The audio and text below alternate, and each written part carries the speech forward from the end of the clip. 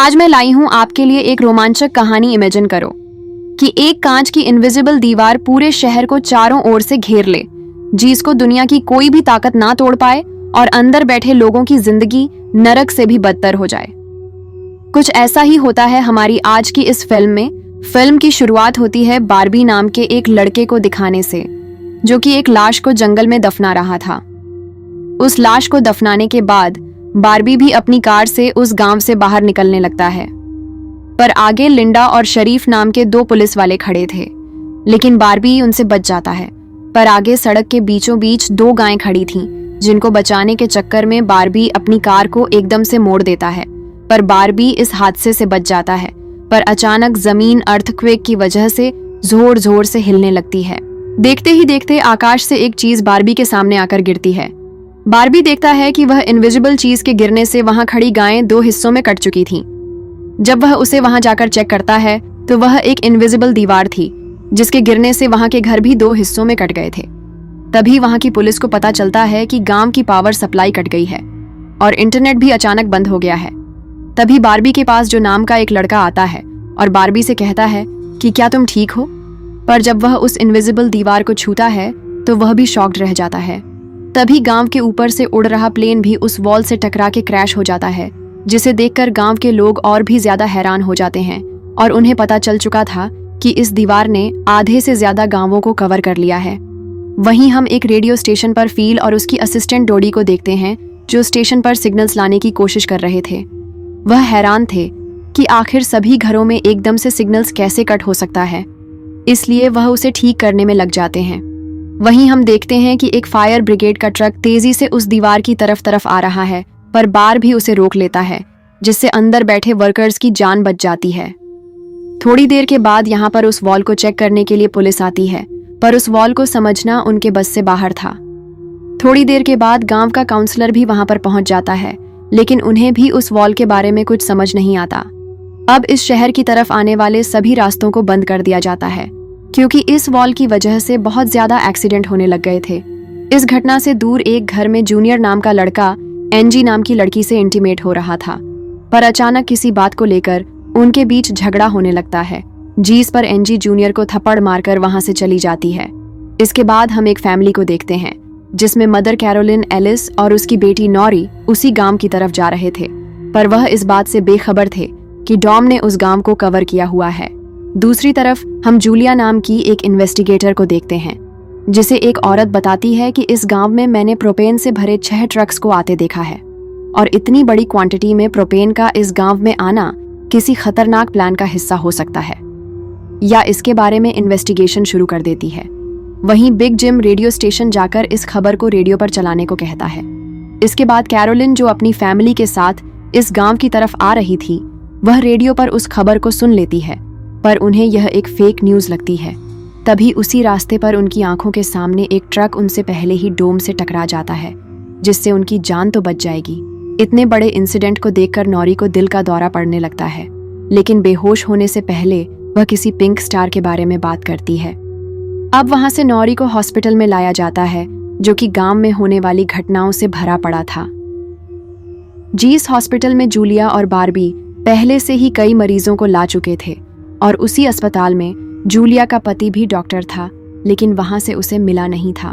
पता चलता है कि उसका पति हर रविवार को छुट्टी करता है, जिसे सुनकर जूलिया को थोड़ा अजीब लगता है। और अगले सीन में हम देखते हैं कि इस डोम के कारण गांव की सीमा को भी सैनिकों द्वारा बंद कर दिया गया है, और वैज्ञानिक भी इस इनविजिबल डोम के बारे में कुछ नहीं जान पा रहे। इसी दौरान big gym police officer sheriff से मिलता है, और इनकी बातों से ऐसा लग रहा था ताकि इन दोनों को इस डोम के बारे में पहले से पता था। वहीं हमें बार्बी दिखाया जाता है, जिसे एक रात के लिए इस गांव में रुकना था। तभी उसके पास जूनियर आता है और उसे एनजी से दूर रहने को कहता है। वह बार्बी को धमकी देता है, पर बार्बी उसे कहता है कि आखिर मेरी गलती क्या है। तभी वहां पर जूलिया आ जाती है, जिससे वह बहस को बंद कर देते हैं। अगले सीन में हम देखते हैं कि गांव की हालत से तंग होकर कुछ लोग पार्टी करने लगते हैं। इसी पार्टी में जॉय एक और लड़के से मिलता है, लेकिन घर जाते वक्त जॉय को द्वारा पड़ने लगता है, जिस तरह नॉरी को द्वारा पड़ा था, और वह उसी पिंक स्टार के बारे में बताता है जिसके बारे में पहले नॉरी ने बताया था। वहीं जॉय की बहन एनजी घर में अकेली होती है, पर उसके घर में जूनियर पहुंच जाता है और उसे वह वहां से किडनैप करके अपने पिता के पुराने बंकर में बंद कर देता है। और वहां वह एनजी को बताता है कि मुझे इस डोम के बारे में सब कुछ पता है, और वह कहता है कि बिग जिम ही मेरे पिता है और उन्होंने ही इस बंकर को बनवाया था। दूसरी तरफ जूलिया बार्बी को अपने घर में ठहरने के लिए ले आती है, लेकिन अचानक उसकी नजर जूलिया के पति की फोटो पर पड़ती है और उसे याद आता है कि यह तो वही आदमी है जिसे उसने मारकर दफनाया था। दूसरी तरफ लिंडा और शेरिफ डॉम के पास पहरा दे रहे थे, पर शेरिफ अचानक नीचे गिर जाता है और अटैक के चलते उसकी मौत हो जाती है। अब हमें फ्लैशबैक में दिखाया जाता है कि बार्बी ने जूलिया के पति को क्यों मारा। दरअसल वो उससे कोई पेमेंट लेने आया था, पर कुछ पैसों को लेकर इनके बीच लड़ाई हो गई थी, जिसमें बार्बी से जूली के पति की मौत हो गई थी। लेकिन प्रेजेंट में बार्बी जब सुबह उठता है तो उसके गले की चेन गायब। वह इसके बारे में जूलिया से पूछता है, पर जूलिया को भी कुछ पता नहीं था। तभी उसे याद आता है कि बॉडी को दफनाते समय वह चेन नीचे गड्ढे में गिर गई थी। इसके बाद हमें डोडी दिखाई जाती है, जो कि अब डॉम से बाहर सिपाहियों से बात कर पा रही थी, पर सिग्नल्स खराब होने की वजह से सिपाही उसकी बात नहीं सुन पा रहे थे। इसके बाद बिग जिम रेस्टोरेंट में खाना खा रहा होता है और तभी लिंडा आकर उसे शरीफ के मरने की खबर देती है। इसके बाद बिग जिम लेफ्टर को लेकर शरीफ की बॉडी के पास आता है। लेफ्टर भी शरीफ का दोस्त था, और जब लिंडा वहां से चली जाती है तो लेफ्टर और बिग जिम प्रोपेन वाले ट्रकों के बारे में बात करने लगते हैं, जिसके बारे में शरीफ को भी पता था। उधर एनजी बंकर में फंसी हुई थी। वह खुद को बचाने के लिए छेल आती है, पर वहां जूनियर आ जाता है और उसे बेड से बांध देता है। उधर जॉय भी उस लड़के बेन के साथ ही था। जीस रात जॉय को द्वारा पड़ा था। बेन उससे पिंक स्टार के बारे में पूछता है, पर जॉय को कुछ याद नहीं था। अगले दिन जब लिंडा पुलिस स्टेशन आती है तो बिग जिम शरीफ के रूम में कुछ ढूंढ रहा था, लेकिन जब लिंडा उससे पूछती है तो वह कहता है कि मैं शरीफ की वसीयत के पेपर्स ढूंढ रहा हूं। दरअसल वह प्रोपेन की इंपोर्ट के संबंधित कुछ पेपर्स ढूंढने आया था, जिसके बाद वह लेफ्टर को शरीफ के घर उन पेपर्स को ढूंढने भेज देता है। अगले सीन में हमें बार्बी दिखाया जाता है, जो अपने लॉकेट की तलाश में वहां पहुंच जाता है जहां पर उसकी डॉक्टर से लड़ाई हुई थी, और उसे वहां से लॉकेट मिल जाता है, पर जूनियर उसे देख लेता है। जूनियर उस पर जूलिया के साथ सोने का इल्जाम लगाता है। जीस पर उनके बीच लड़ाई हो जाती है और बार्बी जूनियर को बहुत बुरी तरह से पीट देता है। वहीं दूसरी तरफ लेफ्टर शेफ के घर पहुंच जाता है और उसे वह पेपर्स मिल भी जाते हैं, पर वह उनको वहीं आग लगा देता है। पर आग घर के पर्दे पर लग जाती है, जिससे वह आग पूरे घर में फैल जाती है, जिसे देख के बहुत सारे लोग जमा हो जाते हैं और आग को बुझाने की कोशिश करते हैं।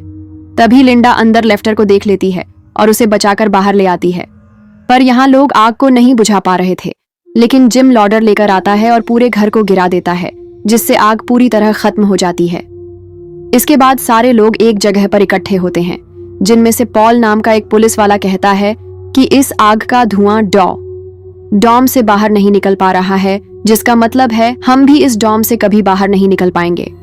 इसके बाद वह डॉम की तरफ गोली चला देता है, जो डॉम से टकराकर एक दूसरे पुलिस वाले को लग जाती है, जिससे वह पुलिस वाला तुरंत मर जाता है। फिर लिंडा पॉल को जेल लेकर आती है, लेकिन स्टेशन के बाहर कुछ लोग प्रोटेस्ट करने लगते हैं, मगर बिग जिम उनको समझाता है कि यह वक्त लड़ने का नहीं बल्कि एक दूसरे की मदद करने का है। जिसके बाद लिंडा पॉल को अंदर जेल में डाल देती है, पर पॉल अंदर बुखार का बहाना करता है, और जब लिंडा उसे दबा देने लगती है तो पॉल उस पर हमला करके जेल से फरार हो जाता है। अब रात के समय यहाँ पर सभी लड़के एक जगह स्केटिंग कर रहे होते हैं। तभी जॉय के पास नॉरी आती है और उससे अपना मोबाइल चार्ज करने के लिए कहती है, क्योंकि जॉय के घर ही ये सिर्फ जनरेटर था। फिर जॉय नॉरी को अपने घर ले जाता है। उधर बंकर में जूनियर फिर से एनजी के पास आता है, पर एनजी उसे उनके दोनों की पुरानी बातें याद कराने लगती हैं। जब वह दोनों एक टनल के नीचे जाया करते थे, वह उसे फिर से वहां जाने को कहती है, क्योंकि उसे लगता था कि शायद डॉम का असर उस टनल पर न पड़ा हो तो वह वहां से निकल सकते हैं। पर जूनियर अकेला ही वहां जा आने लगता है, पर रास्ते में जूलिया उससे पूछती है कि तुम कहाँ जा रहे हो, तो जूनियर उसे झूठ बोलता है कि मैं अपने एक दोस्त से मिलने जा रहा हूँ। पर जूलिया को उस पर शक होता है तो वह उसका पीछा करने लगती है। दूसरी तरफ बिग जिम जब पुलिस स्टेशन आता है तो वह पॉल की जगह लिंडा को जेल में बंद देखता है। वह लिंडा को जल्दी से जेल से बाहर निकालता है और उन्हें पता चलता है कि पॉल अपने साथ एक गन और कुछ गोलियां उठाकर ले गया है। फिर लिंडा उसको ढूंढने के लिए जंगल की तरफ निकल पड़ती है और दूसरी तरफ नॉरी की माँ को नॉरी की फिक्र हो रही थी क्योंकि वह बिना बताए जॉय के घर ठहर गई थी। पर नॉरी वहां जॉय के साथ बड़े कॉन्फिडेंट के साथ बात कर रही होती है, लेकिन जॉय थोड़ा नर्वस था। तभी बैन 2 और लड़कियों को जॉय के घर ले आता है, जो अपने फोन को भी चार्ज करवाने आई थी। वहीं हम देखते हैं कि सर्च टीम पॉल को देख लेती है, पर पॉल एक आदमी की टांग पर गोली मार देता है। दूसरा लड़का घायल आदमी के पास रुक जाता है, पर जिम और बारबी पॉल के पीछे चले जाते हैं। दूसरी तरफ जूनियर टनल के आखिर तक पहुंच जाता है, पर आगे डॉम ने रास्ता बंद कर रखा था। तभी वहां पर जूलिया भी आ जाती है, पर जूनियर उसे देखकर गुस्सा हो जाता है क्योंकि जूलिया उसका पीछा कर रही थी। इस बात से जूनियर पागलों की तरह डॉम पर जोर जोर से मुक्के मारने लग जाता है, लेकिन जूलिया उसे रोकती है और उसे बताती है कि मैं अपनी एक छोटी सी गलती की वजह से इस जर्नलिस्ट की नौकरी में फंस गई हूँ।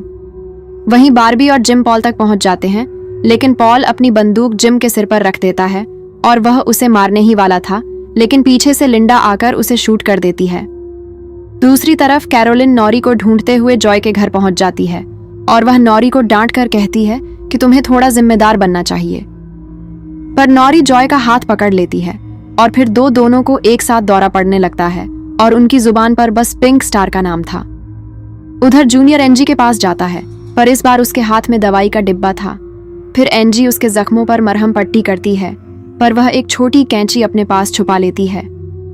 दोस्तों, इस सीरीज का पहला पार्ट यहीं पर खत्म होता है और अगर आप इसका दूसरा पार्ट देखना चाहते हैं तो कमेंट सेक्शन में जरूर बताना।